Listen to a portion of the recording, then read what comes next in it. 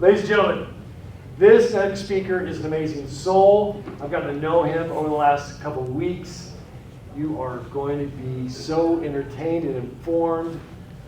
All the way from Naples, Florida. Ladies and gentlemen, Francis Cook serves as his gift to the world as a renowned speaker who's dedicated to bringing peace and kindness to the world. He's a father, an entrepreneur, political activist. Now he's dedicated his life to teaching Americans how to really live a freedom and liberty-based life that we're destined to do here since our ancestors came to this country. Francis is a 12th generation American whose ancestors came directly from the Mayflower in 1620. Amen to that. He flew here to the Healing Conference from Naples, Florida as an empowering and inspiring message for you. Please give it up and please welcome Francis Cook. Thank you, Ben. Awesome. Thanks, Ben. Thank you.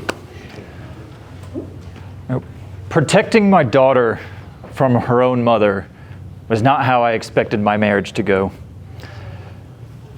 Experiencing a traumatic event from must have been 2016 was a real pivotal moment in my life. See, I spent the better part of 2016 watching my wife mentally deteriorate. She literally was falling ill into psychosis, and I spent a good portion of my life that year trying to help her find the healing that she needed, but it just didn't work out that way. And so we got to a point where the event happened, and I had separated from my ex-wife because I had to protect myself and I had to protect my daughter. But legally, I had to still let her see my daughter. So there was this one night where I was staying at my grandparents' house with my daughter, Selah, and my ex-wife came around, and my lawyer had advised me that I had to let her see my daughter. So that's what I did. And the event happened, and my ex-wife literally tried to kidnap my daughter and grab her and shove her into a car and drive away with her. So I had to act real fast, and I hollered into the house. I said, "Mom, get out here." My mom was there, and I had to literally run down the street and wrestle my daughter away from her own mother, almost like a football. And I remember the moment. All three of us fell to the ground. I cradled my daughter and held my hand so that her head wouldn't hit the ground. A crowd grew in the streets because there was hollering and yelling. All the neighbors started to come out. And obviously, that was a real pivotal point in my life because that was where I learned firsthand what post-traumatic stress is. And so that began really my journey. And so that event happened. And fortunately, I had family there. I brought my daughter in to be consoled by my grandmother. The police came, and over the course of the next several months, ended up getting a restraining order, ended up getting divorce proceedings started. But then I began the season of my life as the full-time single father with full custody, but still living with post-traumatic stress disorder. And the purpose of my talk here today is to talk about healing from post-traumatic stress. Because if you don't heal from this stress, it could impact your life in so many ways, so many negative ways, that you'll keep living this repetitive loop of reliving trauma and reliving with this stress if you don't heal. So the purpose of my talk here today is to teach you how to heal from post-traumatic stress. And I'm also going to talk about toxic shame as well. And what toxic shame is often found in men who have unhealed childhood abandonment issues. So both of these are my cross to carry, my cross to bear, the burden that God's placed on my life. So I'm going to talk about these things, but I'm also going to finish up my talk with some positive, empowering ways that you can go from healing from these emotional pains to living the life that you're meant to live by breaking free from the chains of this emotional pain. So let me share with you what my experience has been with handling the post-traumatic stress. So has anybody heard the term being triggered before? Yeah. And who here also has experienced post-traumatic stress? Yes. Or maybe you know somebody who's dealt with post-traumatic stress. So it's a common thing, and it's not an easy thing to talk about. Many of us who live with post-traumatic stress might feel embarrassment about it. Maybe we feel shame about the incidences that happen to our lives. There's a lot of reasons not to heal, but there's also a lot of reasons to heal. And so maybe some techniques, I think, that would be helpful to go from suffering from the stress to healing. I'm going to start with awareness, being aware of what triggers you. Now, I've had a couple, the example that I used with the event that happened to me with my ex-wife literally trying to kidnap my daughter. So the months that followed after that, I had a restraining order for a reason. My ex-wife was out actually stalking friends of mine and harassing family members. She was a literal physical threat to me and my daughter. And so I was living life on pins and needles. I was on the edge of my seat all the time. My mother-in-law was keeping me informed of her whereabouts because I had to be aware of what was going on with her to protect myself and protect my daughter. So I was living with the post-traumatic stress, and I would get triggered from time to time. I would get triggered when I saw a family out and about, and I saw a father and a mother and a daughter together. That would trigger me, triggered my daughter. Another example is text messages. Who here gets an alert on their phone every once in a while? Imagine living a life where that ding sends you into fight or flight mode. Been there, yes. Yeah. So I was at this point where every time I heard that ding, I was afraid, all right, what's she doing now? Is she around the corner? Is she harassing somebody else that I love? So this being triggered by the text messages lingered on and on and on for several years after the event. And so I had to figure out, how am I going to change this? I can't keep living life being triggered all the time by all of these things that remind me of the past. So I had to become aware of the triggering event first of all. After I became aware of, okay, yeah, a text message triggers me because I had this thing happen in my life and it reminds me of that thing, I had to then figure out, how am I going to get past this? And so I go from being aware of what triggers me to figuring out, what am I going to do next? How am I going to change how I respond to these triggers? Rather than just reacting automatically to a trigger, I had to develop in my mind and in my heart, in my body, what am I going to do differently next time? So I start with awareness, and then I get into practicing, basically mentally rehearsing, how am I going to respond differently next time? So I personally like to utilize journaling. I would ask myself the questions, why was I triggered? What did my body feel when I got triggered? Maybe my body got warm. Maybe I got anxious. Maybe fear was coming up. So becoming aware of how my body felt allowed me to recognize those feelings when I would get triggered in the future. And so then the third step of healing and being able to handle these triggers is to rehearse. And I would like to use meditation. So after I journaled and figured out, all right, what is the best way for me to respond rather than react to PTSD triggers, I would rehearse in my mind's eye. I would sit and close my eyes and imagine, what does it feel like to get that message and just play it cool? What does it feel like to see a family together and not feel bad about my own situation and just have gratitude and just be happy about things. So those are my suggestions and techniques for healing from post-traumatic stress, and particularly the triggers. Let me tell you a story to kind of transition into this other aspect of mental health that I think is important for our society to start discussing more, which is the toxic shame. And this is something that, like I said, is found mostly in males that have childhood abandonment issues. So I grew up in, maybe you would call it a typical American family. I grew up in North Florida, family of 5. We lived on a dirt road.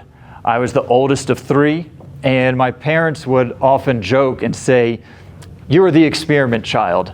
I was the one that they got to figure out the art of parenting on because I was the first one. So we lived on a dirt road. I had 3 or 4 friends that I would go around in the neighborhood and ride bikes, play in the woods, do the normal things that boys do. And then for whatever reason, my parents wanted more out of life. They decided to move from the 3-bedroom house on a dirt road to the 4-bedroom house in a bigger neighborhood with paved roads, with sidewalks, parks, playgrounds nearby. And I know why they did that. They wanted a better life for us kids. Unfortunately, that's where the experiment went wrong. Because in order to maintain our new fancy home in our new life, my dad had to pick up a second job.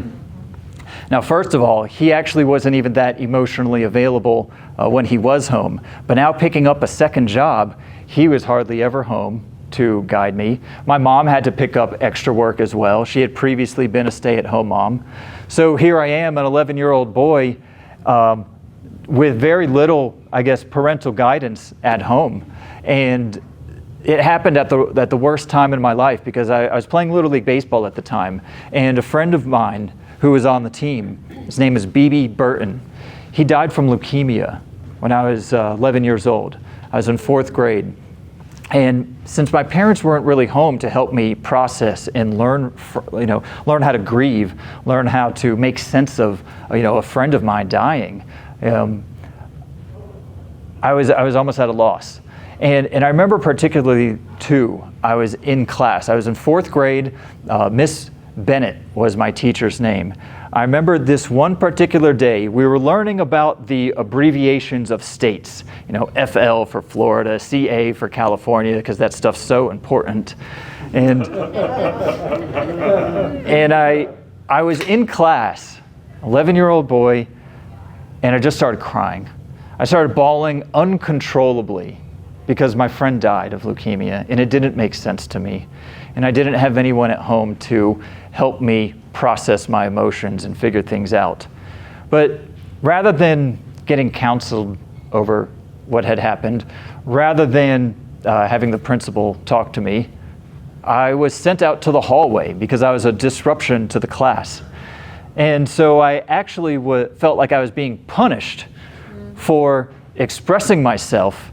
I was punished for being myself and trying to process these emotions. And so I bring this up because this is the root cause of my male toxic shame.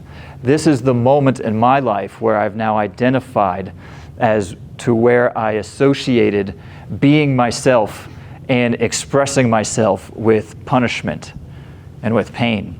And so what would happen from there is I would continue to not feel safe expressing myself. I continue to associate being myself with something that should be punished. And so I would seek attention in other ways. By the time I got to high school, I actually created a new personality. I created an alter ego, actually, where I felt safe enough to be myself.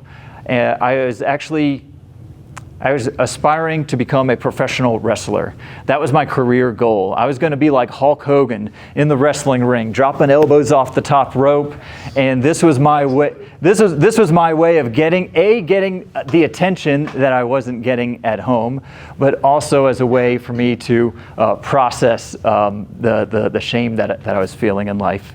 And so I developed this new identity. I was Big Nasty Daniel Francis. Yes, skinny little me was traveling around Florida, getting body slammed, punched, kicked, thrown around the wrestling ring, but I loved it because I felt safe to express myself and to be myself.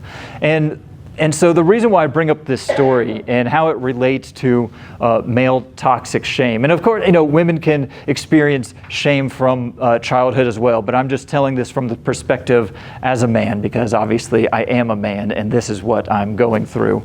But the reason why I bring this up is because I had to create that alter ego to stop wearing the mask. I had been wearing a mask in my childhood days by people pleasing. So I wasn't getting the love and the attention from my parents because I associated that with pain. And so I was wearing a mask. I would do what I thought my parents wanted me to do in order to earn their love and their affection. And I carried that into adulthood as well. And so I bring that up because I think I'm probably not the only man who doesn't feel comfortable enough being my full self. And it's important right now for us as a society to get to a point where we could all become authentic, where we can actually step out of our old stories of trauma, step out of our old stories of shame, and step into the story and the higher self, the purpose that God put us here on this planet to do. We have to step into that. But in order to be able to step into that higher version of yourself, you've got to become aware of maybe what has prevented you from getting to that point. So getting past the trauma, getting past the shame starts with awareness. It then continues with practice, mental rehearsal of behaving differently, knowing what triggers you, knowing why you feel that you need to please others rather than put yourself first. Maybe, knowing why you're afraid to express yourself and be yourself. At least for me, knowing that why has helped me to make sense of it. So now I can more easily remove those blockers. I remove the triggers. I remove the shame, and I feel safe to be big nasty again. And I feel safe to know that, God has created me not to just have pity over myself because of the things that I've went through. We've all been through trauma in our life. We've all got our own story. We've all got shit to deal with. But you got to deal with it.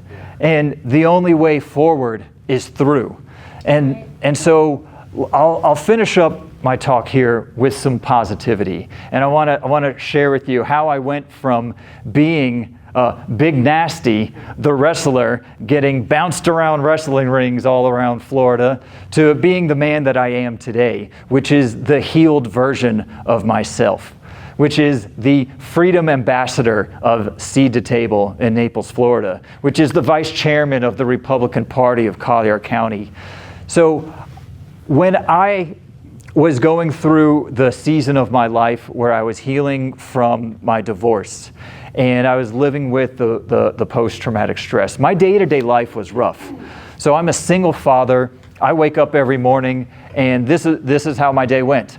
I wake up, got to feed my daughter breakfast, get her ready to go to school, drive her to school, go to this job that I wasn't happy about, work all day, get out of work, go pick her up from school, go home, walk the dog, make dinner, do the dishes, do the laundry, and I literally it felt like no time for myself. I didn't go out with friends anymore. I was very recluse and just stayed at home, taking care of my daughter, taking care of my family.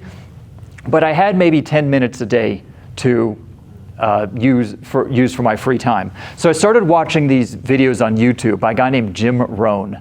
And I was watching these videos religiously every single night.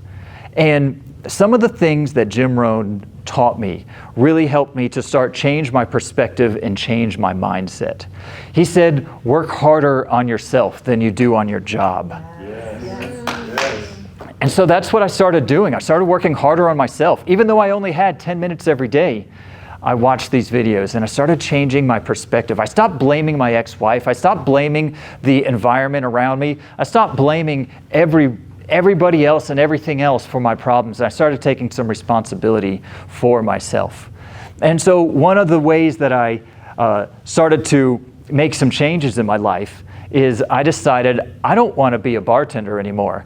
I've been making excuses year after year after year why I didn't leave the restaurant industry. And for those of you who haven't worked in the restaurant industry, it is taxing on your body. It is taxing on your mind. It's taxing on your family. And it also took away my my enthusiasm for eating. I'm like around food all day at work. I get home and I'm like, the last thing I want to do is cook myself a good meal. So it was affecting my health in a number of ways. But I told myself, you know what? I'm going to take this new mindset of burning the ship. I'm going to quit my job bartending and stop making excuses as to why I'm not going to step into this next level of my life. And I quit my job. And I've always been a company man. I would always give 2 weeks notice and be real respectful about things, but not this time. I said, no, this is it. Today is my last day working at this job. I am never coming back. And I didn't know what I was going to do, but I didn't care.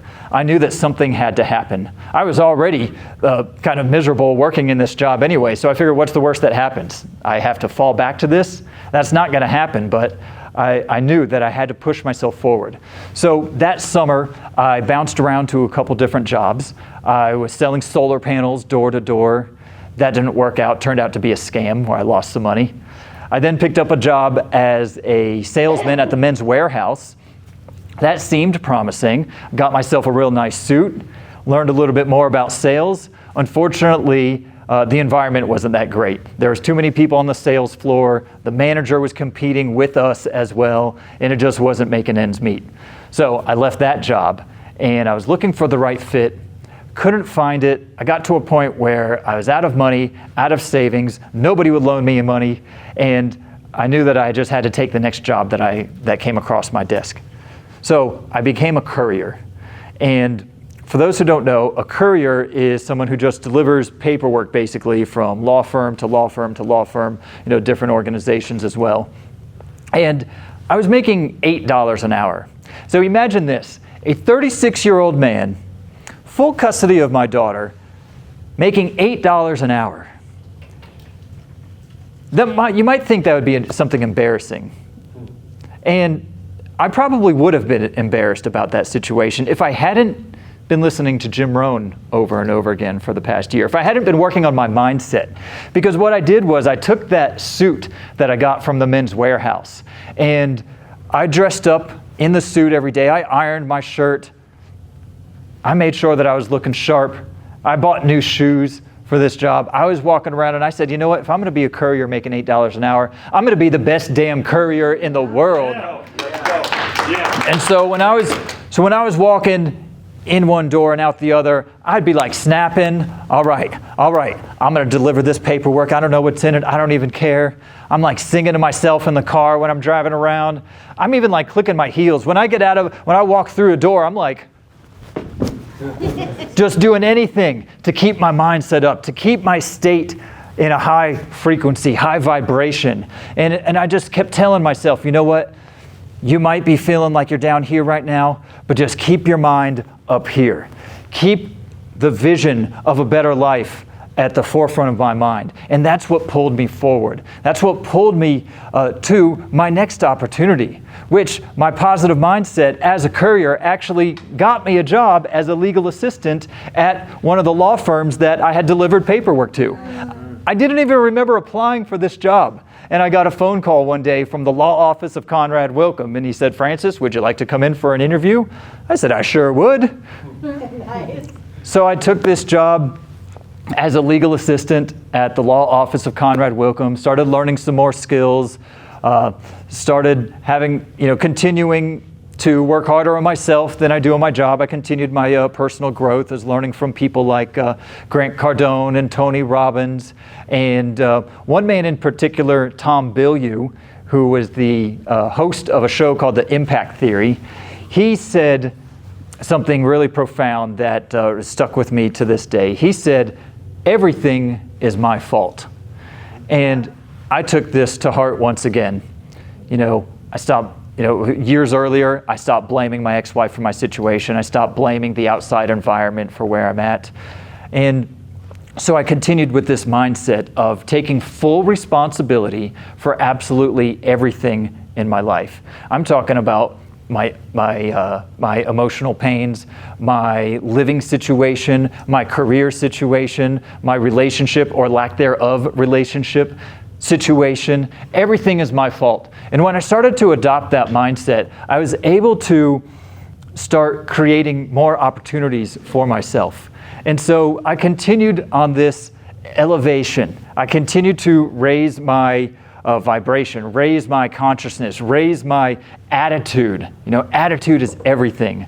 And so I got to a point in 2020 where this was when COVID was happening and the businesses got shut down. My business at the law firm was one of those businesses, and I was low man on the totem pole. So they actually laid me off, and so I was out of a job.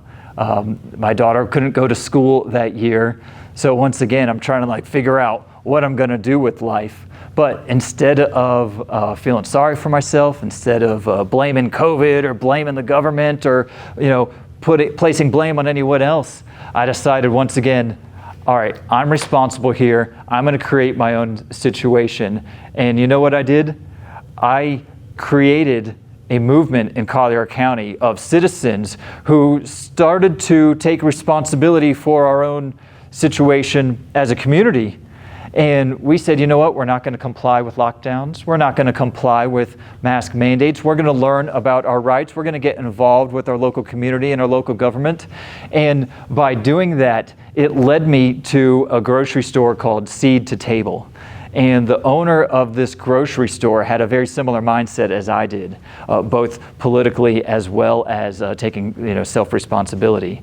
And so I was able to basically partner with the owner of Seed to Table, and I created the position of Freedom Ambassador of Seed to Table. And since that day, I have been able to live my purpose and teach the people in my community about the Bill of Rights, about the importance of freedom of speech, about the importance of getting involved in local government and taking responsibility for ourselves as individuals, as families, and as a community.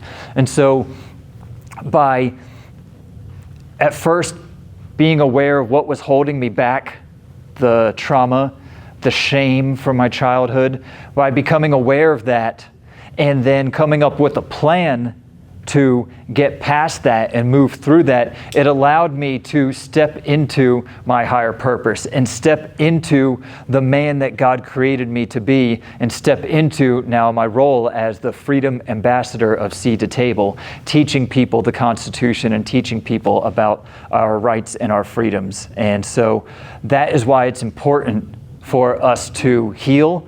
That's why it's important for us to get past our limiting beliefs and step into our higher calling and step into the journey that God's created us to go down.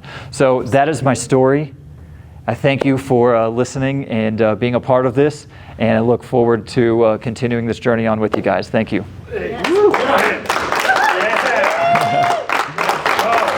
Thank you.